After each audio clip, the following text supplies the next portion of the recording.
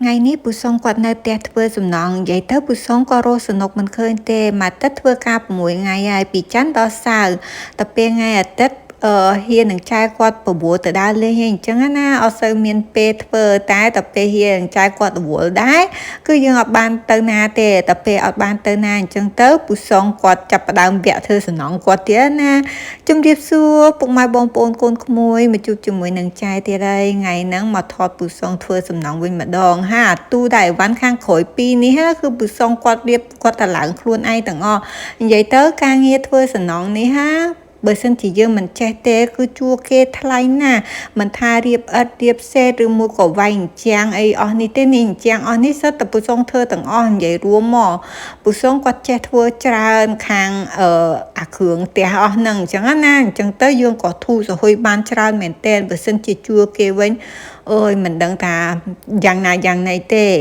ហើយកាមេរ៉ានេះគឺថាខ្ញុំដាក់ថតពូសុងចោលអញ្ចឹងហើយដោយសារខ្ញុំរវល់ជាប់នៅខាងក្នុងធ្វើម្ហូបអញ្ចឹងទៅខ្ញុំដាក់ថតគាត់ចោលបើថតតែខ្ញុំធ្វើម្ហូបពេកពុកម៉ែបងប្អូនយើងដូចថា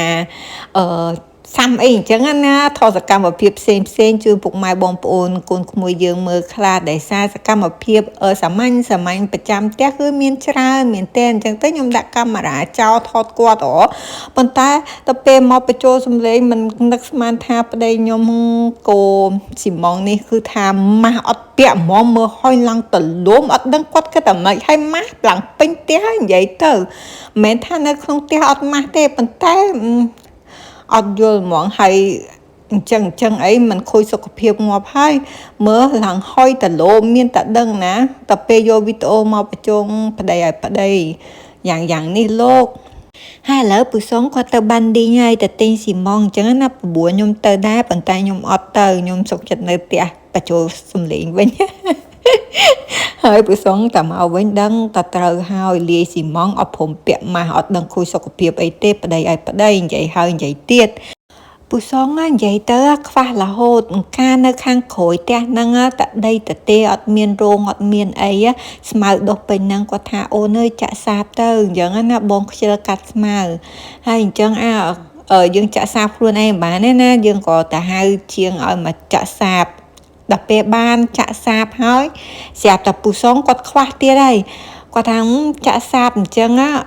អត់សូវស្អាតទេឥឡូវរៀបឥដ្ឋមកកណាត់ទៅវាស្អាតយើងចេញចូលអីអញ្ចឹងទៅអង្គុយលេងនឹងក្រោយអីទៅវា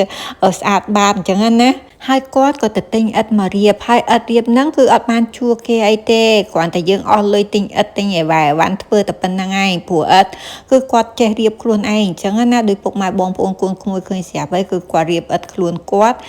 រៀបឥដ្ឋចដាអីខ្លួនគាត់ទាំងអស់ហើយឥដ្ឋយើងអត់រៀបពេញទាំងអស់ទេដែលសារយើងត្រូវការកន្លែងចតឡានចតឡានគាត់ជាមួយចតឡានខ្ញុំអីអញ្ចឹងទៅយើងរៀបតាមមួយជ្រុងផ្នែកអញ្ចឹងណាបន្ទាប់ពីរៀបឥដ្ឋហើយហ្នឹងឥឡូវគាត់ចាប់ផ្ដើមចង់ខ្វះទៀតណាគាត់ថាចង់ធ្វើបន្ទប់គាត់ថាចង់ទិញកញ្ចក់មកដើម្បីធ្វើបន្ទប់កញ្ចក់នៅខាងក្រៅផ្ទះអញ្ចឹងណាពេលខែក្តៅអីអញ្ចឹងទៅយើងចេញទៅក្រៅអង្គុយញ៉ាំបាយលេង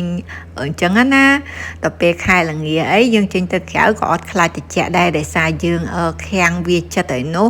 ហើយមើលតែយើងនឹងតនេណាស់អញ្ចឹងលោក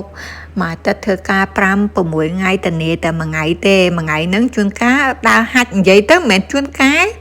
ហាច់ចង់គ្រប់អាទិត្យនឹងឯងហើយអញ្ចឹងអើយគាត់គិតបេងគិតឆ្ងាយគិតអើយគិតមក